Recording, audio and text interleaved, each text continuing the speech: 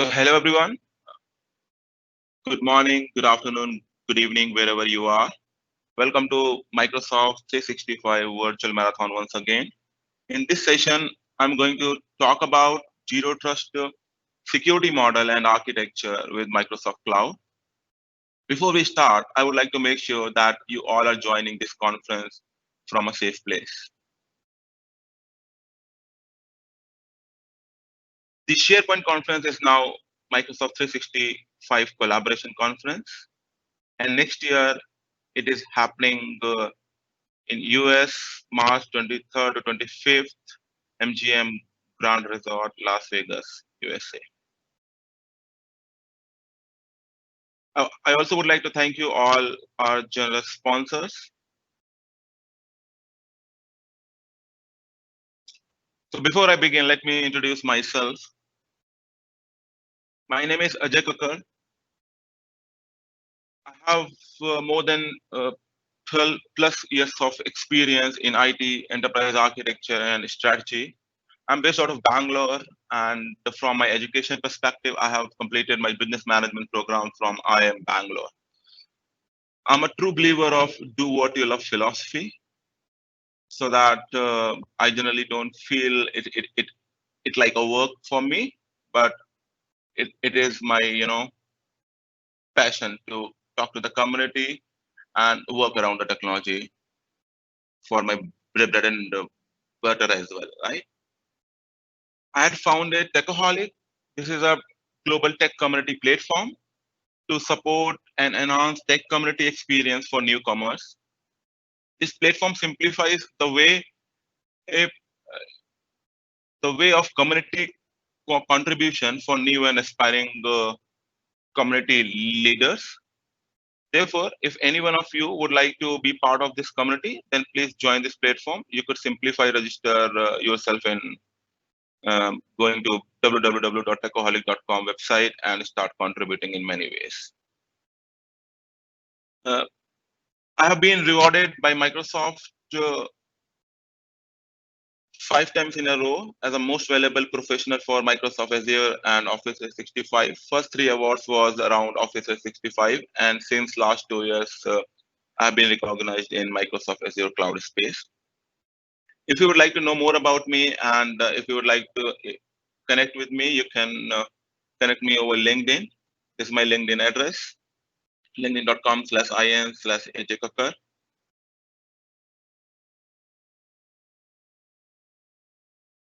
Through this conference, we are giving free Oculus Quest all-in-one, and it is one for each reason.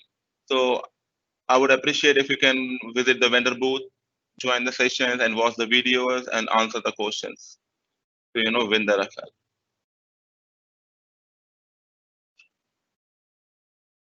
I would like to also urge you to consider donating to the following charity relief funds: United Way or International Medical Corps.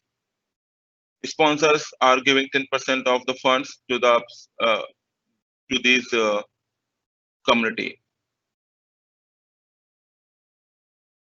So let's look at the agenda.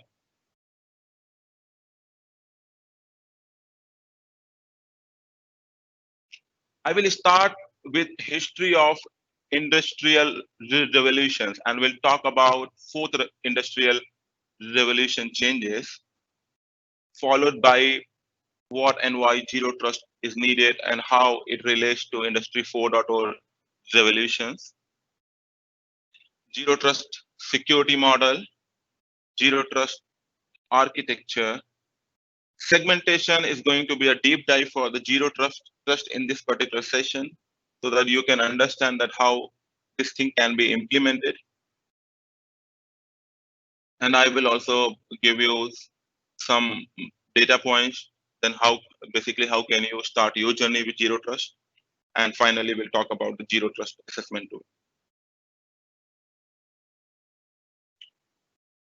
So as I said, before I jump into industry 4, 4.0, basically fourth industrial revolution, let me talk about the history for a minute.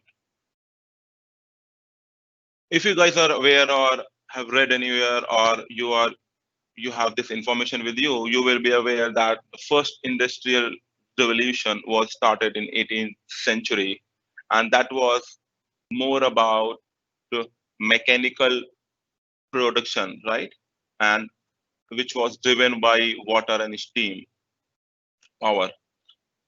In 19th century, industry 2.0 revolution happened when entire industry was focusing on mass production, assembly lines, right? And how the more and more labor can be increased.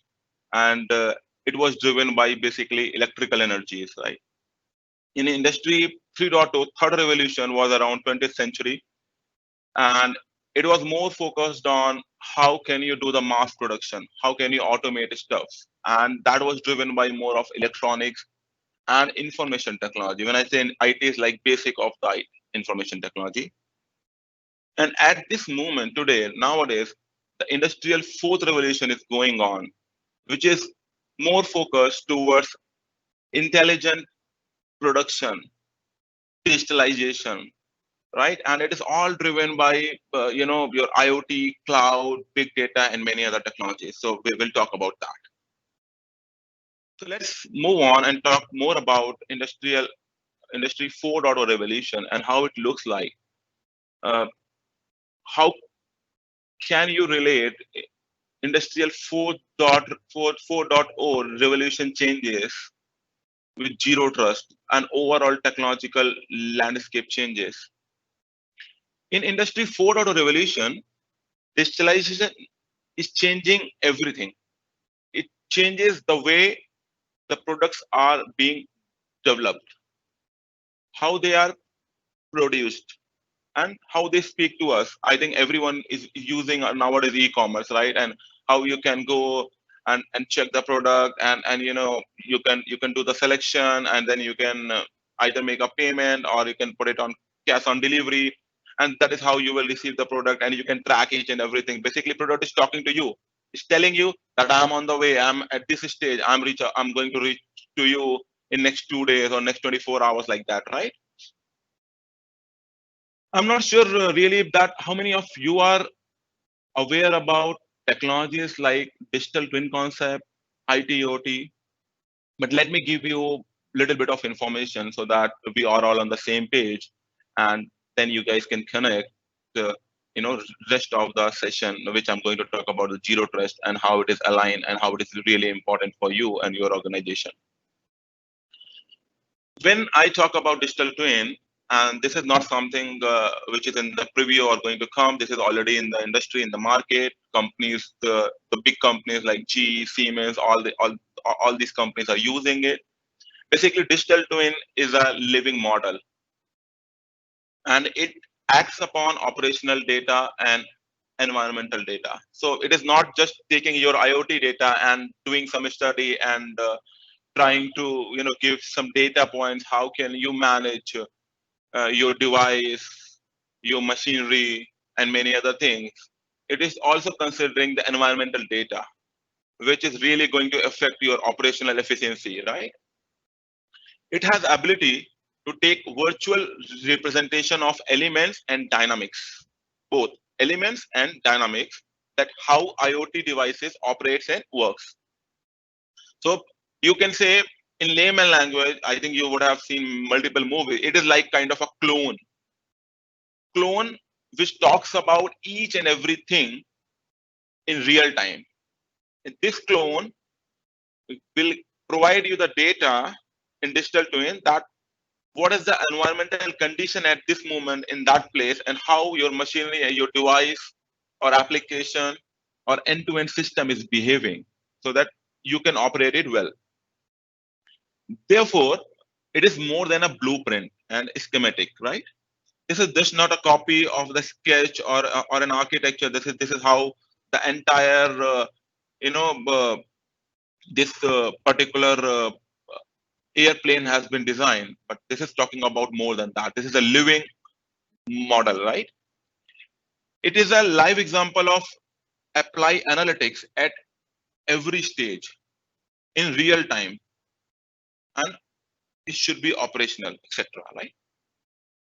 So let me ask another thing. How many of you are also aware about ITOT? Many people know, you know, IoT, but how many of you are aware about ITOT? This is not a face-to-face session, so you cannot definitely answer me this question. But let me give you some background about the ITOT also. So what is happening nowadays? You can observe that information technology and the operational technology, which is basically enabling your organization, your business, and how you create service or create product and deliver it, right? Those are the operational technological stuff. These are coming very close.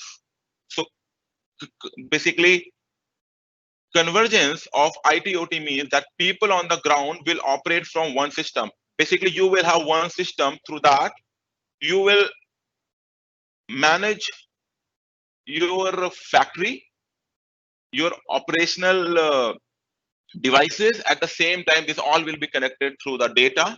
So for example, I'll just give you a very quick example in supply chain, right? uh, i I have to put a screw when the when one of the device will come out, and we have to tight each and every part of this with the screws, right? And there will be different sizes. So now when the machine is doing it, it will also calculate that, okay, these particular these size of screws are going to finish, and this will initiate a request to the ERP system, enterprise resource planning system, so that the order can be placed in advance. So you will see the entire end to end thing is going to work in a same chain, right? And what it will do, basically, all this technology in your digital estate is going to embrace the boundless opportunities, unleash innovation. It will give you, it will bring more idea to life, make it faster, right? It will boost overall speed. You will also realize that the overall time will come down to go to the market, right? It will increase flexibility. And I believe you guys have also observed that many companies are providing individualized products and services. So they will customize everything for you with the enhanced quality, right? So and so that it will overall increase your uh, customer satisfaction, efficiency will improve, right? So these all are the benefits which you are going to get out of it when this changes will happen, and you are going to be part of it. And this is all driven by information technology. So you can definitely make the future yours if you realize your digital transformation. It will result in exponential growth, and which will be directly proportional to increase in number of devices. Identity, because when the number of devices will increase, you will see the more and more identities are coming. Either it's a user identity or device identity, right? It will spread across multiple networks. So you cannot say just this is my organization and I have defined the network, I have defined the corporate network, I have defined the DMC network, everything is going to be in this. No, it is going to be in the open network. The more and more data will increase, and and that is why you hear multiple times that how can we get more value from the data? Data is the next oil, right? And when you are doing all this thing, definitely the number of workflows, complexities will also increase. But what will happen at the end of the day? At the same time, when these technology changes increase, the attack of surface in enterprise digital estate, you will see there is a more, basically the risk, it is like mix of cyber risk, right? And your normal operational risk, everything will increase together. The overall risk will increase. But in this session, we will more focus on the risk which is going to be increased by the information technology, by the digitalization, what we are going to do, and how zero trust could help you in that particular space. So, as I said, when I was talking about the agenda, that I will talk about what and why. So this is the what. What is zero trust in layman language? If someone asks you, right? In your family. Okay, you guys are working nowadays. If you all are working from home, right? And they will ask you, why do you always talk about the zero trust and you talk about the different technologies? How will you answer that, right? So in layman language, it simply says never trust, always verify. That means you have to verify explicitly, and this verification should be based on the data which is coming from the identity, from the location, from the device health, the services what we are running on the device, right? And the workload the device is trying to access, and what is the data classification, and all these things once you club together, and you will say, okay, I could verify this device, but I see there's some challenges in this device, and we will not allow this device to access this data, right? That is where I'm talking about verify explicitly, and this is what the zero trust model is. Always use least privilege access. Basically, try to use just in time and just enough access.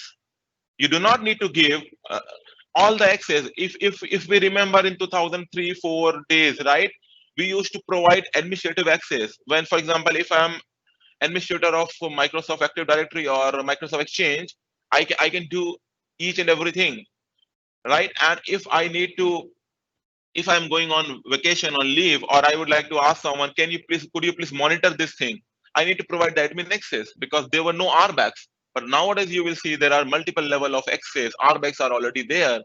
And how could you leverage all those things and make sure use advanced authentication and authorization? For example, as in Azure Active Directory, you have P2 licenses. You can define just in time, just enough access, and that should be based on risk-based adaptive policies, which will protect both the data and the productivity. At the same time, when I said, "Oh, you all are doing these things," you are verifying explicitly, giving limited access. But how will you control? How will you monitor everything? So you need to definitely make sure that what is your blast radius for the breaches, right? And how can you prevent any kind of breaches for the future? You have to behave like proactively, not reactive now. So you need to assume breaches, and that is where you need to do detailed monitoring at each and every layer, right? You need to make sure that all sessions are encrypted, all the device health identities are good, locations are fine, and you need to do this real-time analytics, which we'll talk more about later. Let me talk about then why do you need zero trust security model? Because as I said, RBAC is already there. There are many other mechanisms which is already there in place. I'm talking about just in time access, verify explicitly, just enough access and all. But this all already exists. Then why do you need zero trust security model? Right? So as I said, I think in my previous slide that you are going out from your defined security parameter to open network. Here you are not in the four walls. You are not in the limited number of data centers. Everyone is looking to cloud, public cloud, SaaS service, PaaS service, and IaaS is still you have lots of control. But if you'll see the SaaS vendors nowadays, the people who used to create a small software piece, now they are trying to provide that software as a service, and they are hosting it somewhere. And to be competitive in the market, they are not using many of, I'm not talking about all, but many of them are not using the top 3 or top 5 cloud providers. They are using local cloud providers as well, which is much cheaper than if you compare with the top vendors. And then how will you basically make sure that those people are putting all the right things in place? If their data is compromised, that is not going to harm your organization, right? So basically you will see the threat is coming from each and every place, right? And that is where you need the security model, just to make sure it, it does not matter if one of our vendor is compromised, that compromise should not affect our organization. And that is where this security model will play a big role. So basically, in one line, if you want to talk about it, zero trust model, basically it assumes breaches and verifies each request. as though it originates from any network, right, and from any device, and provide the access based on the policies defined. So now you are not in the corporate firewall where you can define the port and block it, but you are coming from the open network, right? So in zero trust model, every access request is strongly authenticated, authorized within policy constraints, and inspected for anomalies before granting access on anything. It covers everything starting from your identity, device, network, service which you are trying to access, data policies, data classifications, and at the end of the day, the workloads which you are going to access. So let's move on and talk about how this security model looks like overall, right? If you will see this picture, and I'm just going to focus a few minutes on this picture, and you will see this badge, right, which is showing the zero trust. It will give you the clear picture. You will see this green layer which is inside, and there you can see that we have identity, device, network, data, and workloads. Um, you may also observe that Microsoft, when you will when you will hear when will you go through the Microsoft assessment, they don't generally talk about the workload. They focus, they again divide into the pieces. They talk about the infrastructure and application. In my security model, I'm just focusing both things together as a workload. So I really don't care it is infrastructure or application. I'm taking it together. If you'll see this, the identity, device, network, data, and workload is the inner piece of it, right? And after that, you will see this gray, and this gray layer is reflecting automation and orchestration. So when I was talking about you have to monitor it in real time, you have to do the analytics. Definitely, that could not be done by the humans, right? You need lots of automation, orchestration tools like as you're monitoring, right? Many other tools like that, advanced threat protection, right? You have to monitor it well, and you have to automate each and every aspect of the zero trust so that you can control it. Once you are doing that, you will also observe, okay, so you basically you define that these are the devices we are going to do the automation and orchestration, but how will you ensure that this all working fine? And over there you need enterprise telemetry, visibility, and analytics, because you would like to monitor this piece. These are the devices, this is my assets, right? And I have done complete automation and orchestration, and now I'm going to monitor it. If I will find any breach, or if I'll assume any breach, or if I'll see anything is not aligned with our corporate policies, we will take some action on it. How could we generate reports of last 1 month, reports of last 24 hours, so that we are ready. We are ready. We are taking all proactive measures to make sure that we are secure enough. And that is where you will see this enterprise telemetry, visibility, and analytics is going to play a big role.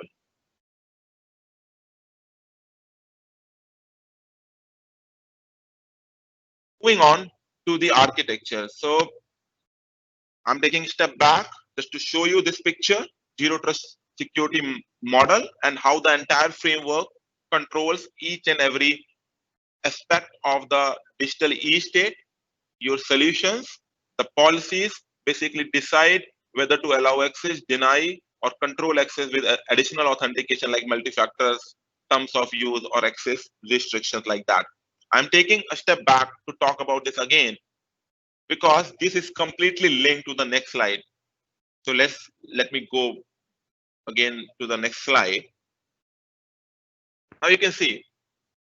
Now, if you recall that picture, you will see that all those pieces are here. You have identities and devices in the left side, and you have workloads, data, and network in the right side. And if you'll see the top two things I was talking about, I was more focusing on the automation, orchestration, and the organization policies. How will you build and how will you monitor it? You will find this is, you know, this particular piece in the middle. If you'll see, these all blue arrows are showing that we are monitoring, we are doing the enterprise telemetry, visibility, and analytics, and at each and every layer, starting from where the person is accessing any workload or any service from the device and doing the authentication and authorization, starting from there till the end, we are giving access to the data or workloads, or allowing the user to a specific network. And this is how this entire architecture in very high level looks like. And if you would like to know more about something in detail, then I can say for devices, for very specific to the devices, you may have devices like either managed devices or unmanaged devices or attested devices, right?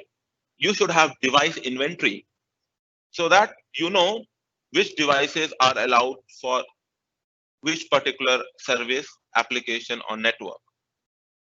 So that now you are getting device identity, which is registered in your device inventory, and it will also provide you the data around device risk and compliance state of the device. If it is a managed device, definitely IT organization push each and everything on our device and it is fully controlled by them.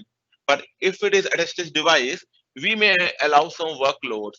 For example, we may allow Microsoft 365 workloads because users have to perform their jobs and activity in day-to-day life. But you may say for the attested devices, any finance data cannot be accessed. You cannot access your payslip. You cannot access any other data which related to organization capex and opex, right? Those things definitely you can control. So, but this is very important that at the device level you have enough device inventory, which could help you to going through this entire security policy enforcement, and you could monitor it. If you'll talk about the identities now, in identity space you will find different kind of identities. We talk about identities for the employees, identity for the contractors. Identity is coming through B2C, identity is coming through B2B, and you should also not miss you know the device identity. When I'm talking about the device, I'm not talking about the device which user is going to control. For example, think about IoT, right? Those all things, and there could be multiple identity provider. You may allow B2B authentication through Google identities. That's absolutely fine. It is a different identity provider, right?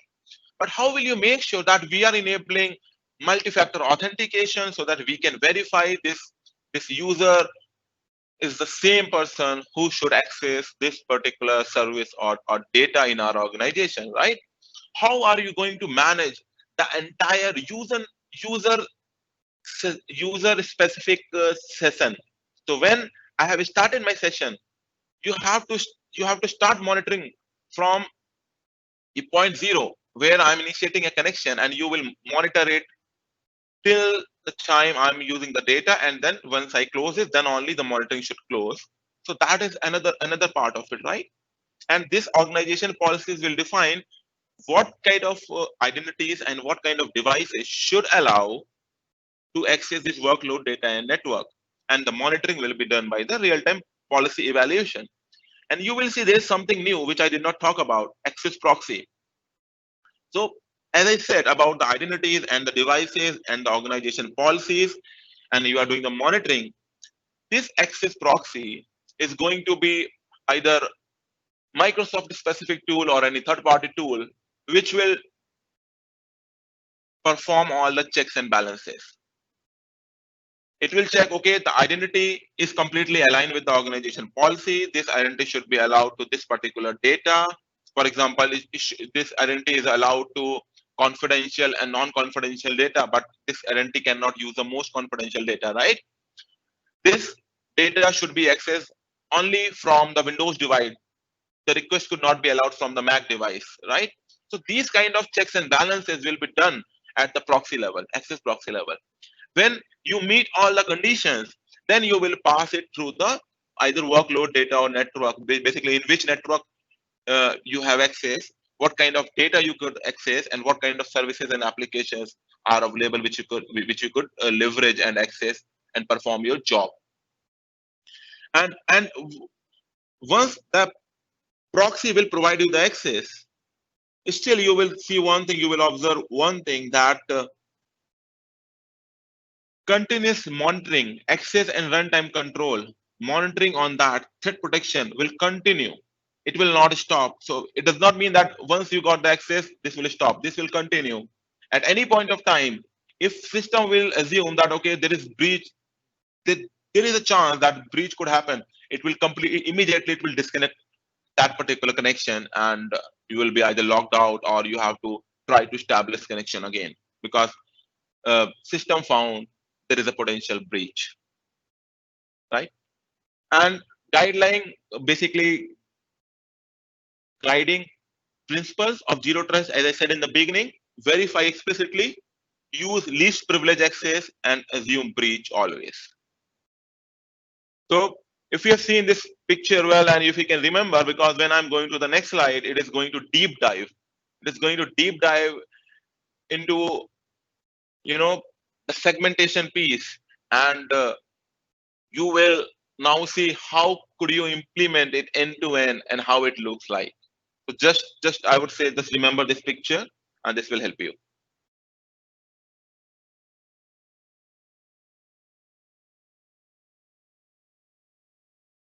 So I know this picture has lots of data. So let me try to help you. How could you read this again? In this slide also you will read from left to right, but uh, I would suggest you can start reading with me. Don't read the entire slide because you may get confused between the you know um, items. So initially, first you need to understand only this piece, starting from the device till the network, and then we will talk about this piece where we are talking about the authentication and authorization and the access. So if you will see, this is kind of devices what I'm talking about since I think I started this session, right? And this is a detailed of all types of devices. Before I start, I would like to, before I start on this slide, I would like to tell you one thing. The one thing I'm not covering is your application to application integration, because that is very specific to the organization and your organization policies. How could you basically how do you allow application to application integration? Your strategy is API based integration, or you provide it is through direct connection. So I'm not covering that piece of the connections between application to application, between two applications or more applications. So if you'll see here, the managed devices and attested devices. So this is like more related to the employee. For example, I work for an organization. I could have generally two kind of devices. One, there's one device which is given by the organization. That is a managed device. It's fully managed. The operating system has been customized by the organization and they have full control on it, right? And the second device could be a tested device. And when I say a tested device, I could give you a live example in your from your day-to-day life. Many of us configure our emails on our personal mobile phone, right? That is kind of a tested device. So this device could be controlled by either you will see uh, you know Intune, MDM, or AirWatch, or there are some other tools available. So, but that is these are the basically attested devices which allow you to access a small set of data.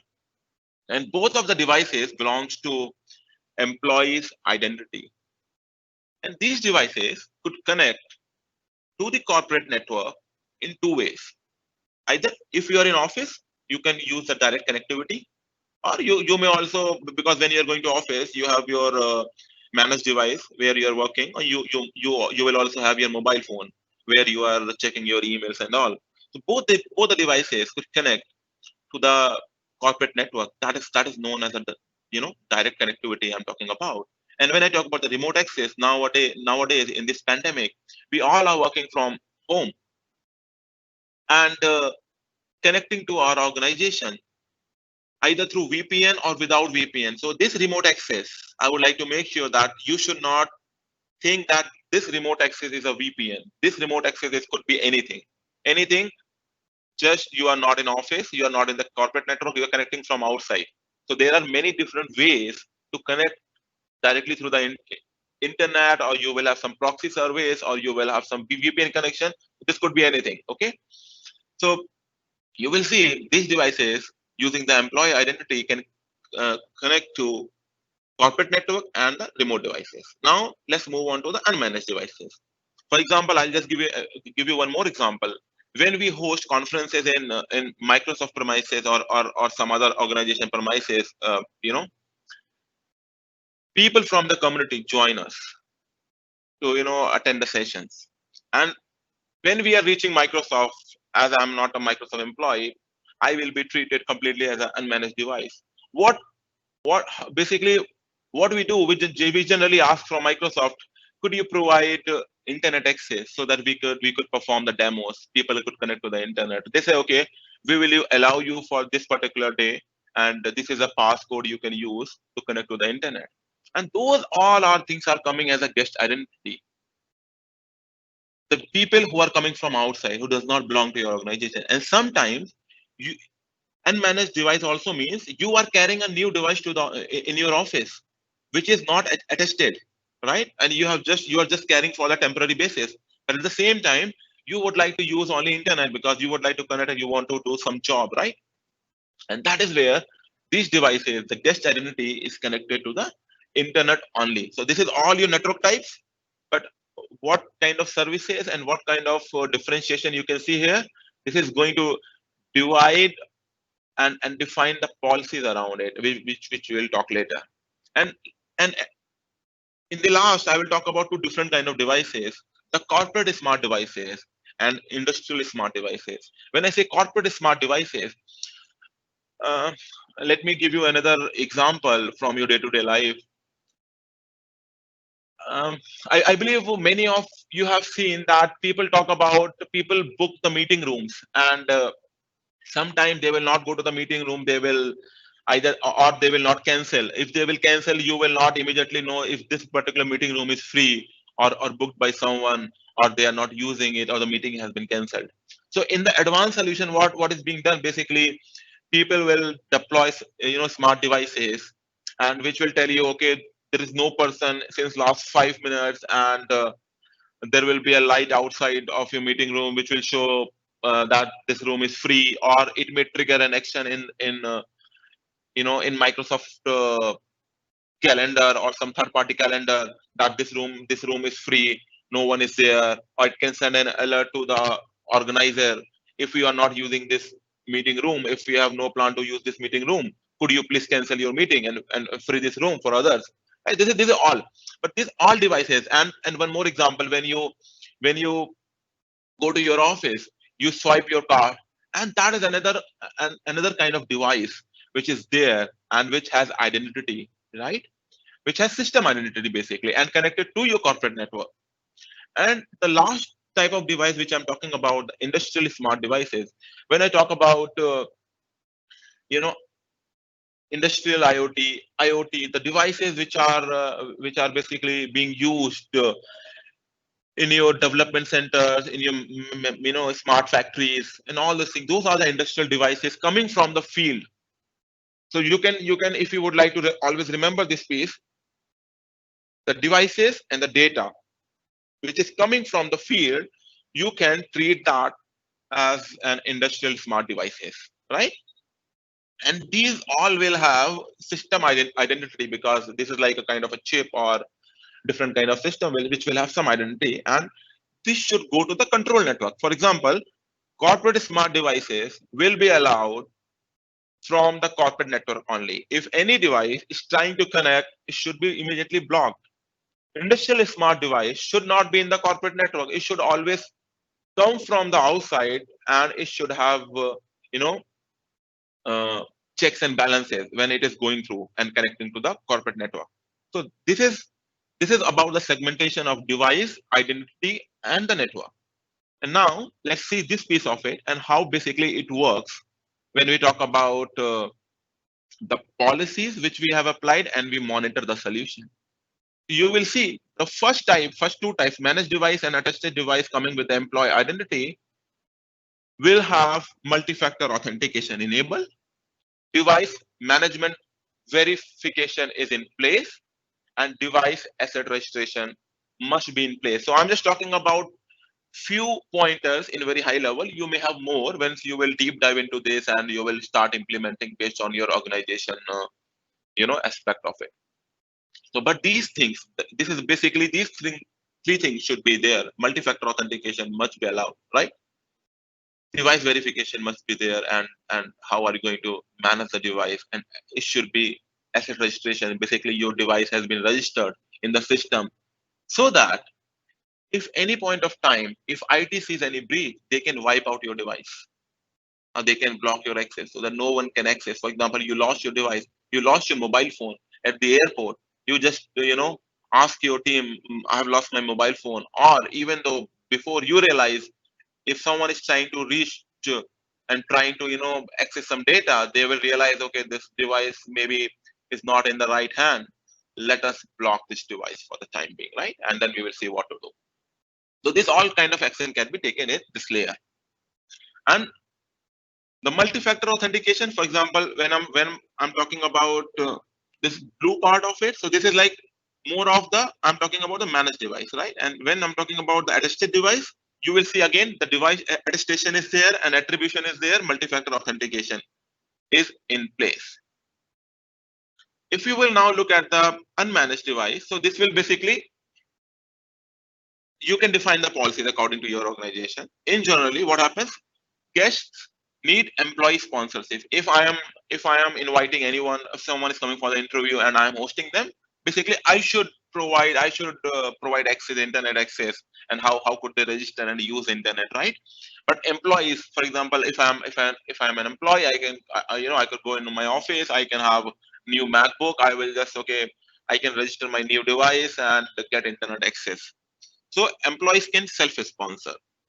And in the last one, this should be very much controlled, because when I was talking about the surface attack, right, and more risk, this is the very big area where you will see more and more number of hits, and things are coming. And the pre-authentication process must be there for these devices. For example, as I said, the corporate device should be allowed only in the corporate network, not from the outside. Industrial device should only allowed from the outside, not from the corporate network. So all kind of pre-authentication process should be in place. Then what it will result and what should be the policy is going to look like. So once these kind of devices are coming in the green zone, they will have full access based on the permissions, including just-in-time admin access as well. And they could have access on the critical apps data access from managed device only. But if we are talking about the attested device, which is in the blue box, this will have limited corporate application and data access based on permissions from attested device. As I said, like you will have access on the your email, your Skype, your Microsoft Teams, just a productivity tool to complete your job, but you will not have access on the financial data, for example, right? And the guest, it is going to be only internet access only, and all these corporate smart and industrial devices basically must be pre-registered for access to specialized segments. So we should know which device is coming from which network and what they should or they are allowed to access, and it should be controlled. It should have controlled or governed access. And I was showing the partner access here. So when you are working, when you are collaborating with multiple organizations, definitely you will have you need to allow B2B authentication and authorization, and you need to provide the partner access. But this partner access should also go through the access proxy, which will control each and every layer of access for your organization. And these people should not, or basically I would say must not be allowed into the green zone at any point of time. So let me now talk about, because we are almost close at the end of the session, let me talk about how could you start your journey with zero trust. As I said in the beginning, as you begin to assess your zero trust, basically the readiness, and begin to plan on the changes to improve protection across identities, right? Either it's a device, application, data, infrastructure, or network, or anything else, you need to take some decisions, right? So that how would you take some decision? How could you start your journey? It depends on your role in your organization. If you are a decision maker, you can define your strategy. If you are a decision maker of whole IT or a small set of you know uh, IT, you can make the decision, okay, that we are going to follow this zero trust strategy going forward, because you cannot change the entire landscape in one day. You are not going to create any trouble, any problem for your business, because they are generating money for you and your organization, right? So that you cannot create any kind of hindrance for them. At the same time, what you could do that, okay, let me put this in my plan, let me put this in my 3 years strategy.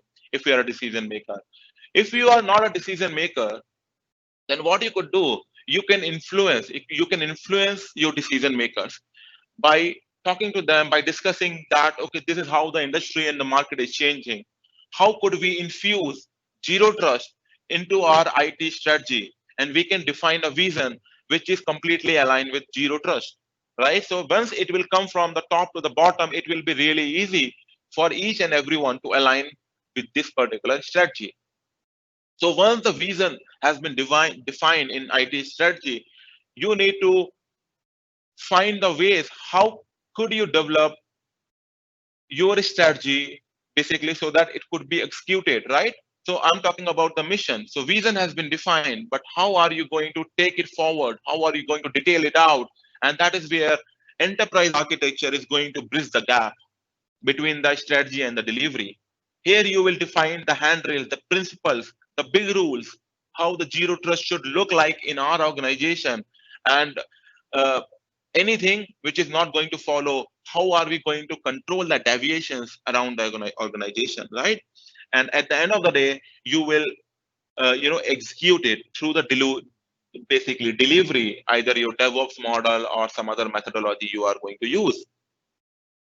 So now, if you can align your strategy, vision, mission, and execution with zero trust, and you can plan it well, and uh, basically once this part is done, you will see, okay, how could I start my journey today itself, right? And that is where you will see the Microsoft Zero Trust Assessment tool. Even though it is not defined in your strategy, it is not defined in your vision, but at this moment you can go back to your system, you can perform the assessment, and you would come to know that where you are at this moment, right?